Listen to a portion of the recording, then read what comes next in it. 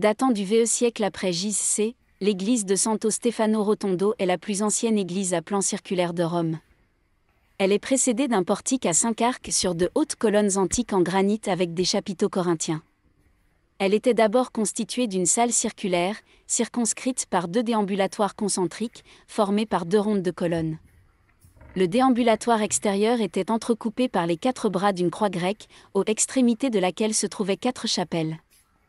L'église se trouve à l'intérieur d'un jardin, et on peut y accéder par l'une des voûtes de l'extension de l'aqueduc Claudien par Néron, entourée de murs romains.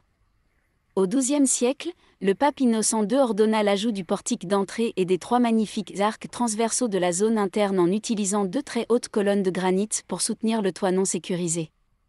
En 1453, le pape Nicolas V fit rénover l'église en réduisant son diamètre. L'intérieur majestueux se compose d'un anneau de 22 fines colonnes de marbre qui séparent une grande zone centrale, créant 2 déambulatoires circulaires autour du maître-autel au centre de l'église. Il existait un 3e déambulatoire concentrique avec une division interne cruciforme, démantelée lors des restaurations du XVe siècle.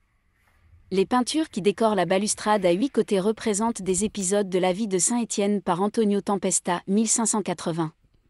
Le martyrologe, le cycle du martyr, est une série de 34 fresques le long du mur périphérique de l'église, exécutées par Pomarencio et Matteo da Siena, 1582.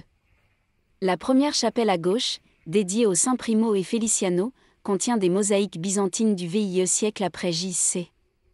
représentant un Christ non crucifié sur une croix gémée, selon un ancien schéma iconographique, entre les saints Primo et Feliciano.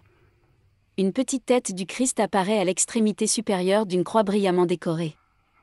Les murs de la chapelle sont couverts de fresques d'Antonio Tempesta, 1568. Pendant les travaux de restauration du milieu des années 90, les archéologues ont découvert les restes du Castra Peregrinorum dans le sous-sol de l'église. Les Castra Peregrinorumi étaient les casernes des troupes provinciales détachées à Rome. Ils ont également découvert le Mitraeum du II-IIIe siècle après J.C., qui conserve une partie de la riche décoration avec des incrustations en faux marbre.